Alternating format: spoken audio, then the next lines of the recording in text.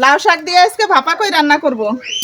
তো ফুল রেসিপিটা দেখেন, এখানে আমি জিরা রসুন আর পেঁয়াজ বাইটে নিচ্ছি। পেঁয়াজের পরিমাণ একটু বেশিই দিছি। আর কড়াইতে একটুখানি সয়াবিনের তেল দিছি, সয়াবিন তেল একদম কম। সয়াবিন তেল কম দেয়।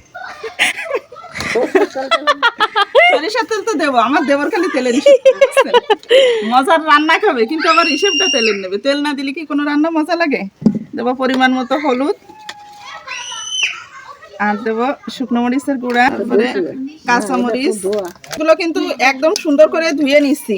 আর দেশি কই মাছের উপরে কিন্তু একটু কালো কালোই থাকে। সরিষার তেল, আর এই রান্নাটায় কিন্তু তেলটা একটু বেশিই লাগে। আর ভাবির এই রান্নাটা খুব মজা লাগে। তেল লাগে, এখন তেল বেশি লাগে। ভাবি ও আপনারা শান্তিতে ভিডিও করতে দিবে না। তাতে কি হয়েছে, এরকম দেবরে একটা দুটো না থাকলে ভাবিরা ভালো থাকে না, বুঝছো? শ্বশুর বাড়ির মজা তো হয়েছে গা, দেবর ননদ নিয়েই এরা মজা করে দিন কাটাতে হয়, বুঝছো? মাখানোই তো জোস লাগতেছে দেখতে। এতেই তো অর্ধেক রান্না হয়ে যায়। আব্বা কত মাছের মধ্যে কই আর পাখির মধ্যে বই। ঠিকই কত মাসুম। হাত ধুয়ে অল্প একটু পানি দেবো। এবার এই পানিতে জাল উঠলে দিয়ে দেবে শাক। হ্যাঁ, হাত ধোয়া পানি আমরা খাবো। ও রান্না তো মজাই এই জন্যই। হাত ধুয়ে পানি দেয় বলেই মজা। হাত ধোয়া ছিল। হ্যাঁ, এই হাত ধুয়ে দিই বলেই তো রান্নার সাথে মজা হয়। হাত ধুয়েছে, পানি টুক দিছিলাম, সেই পানিতে কিন্তু এই যে মাছের জাল উঠে গেছে।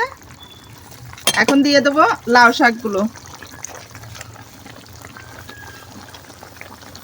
যারা বিদেশে থাকে বা ঢাকার মানে গ্রামের বাইরে ঢাকা শহরে থাকে, এরা কিন্তু গ্রামের এই সমস্ত শাক পাতা খাইতে বেশি পছন্দ করে। এই খাবারগুলোই কিন্তু বেশি মিস করে। তো আজকে তো আমাদের বাড়িতে তো সবাই আসছে, তাই সবার পছন্দের খাবারগুলোই রান্না করতেছি। দেবো একটুখানি লবণের ছিটা, হলুদ,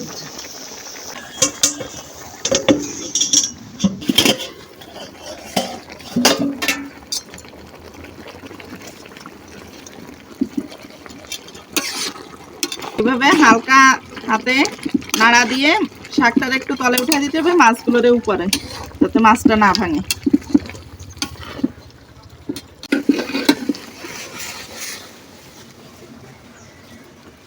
হয়ে গেছে রান্না করা লাউ শাক দিয়ে কই মাছ ভাপা। আর রেসিপিটি আপনাদের কাছে কেমন লাগছে অবশ্যই কমেন্ট করে জানাবেন। আর এভাবে একবার লাউ শাক খেয়ে দেখবেন কই মাছ দিয়ে।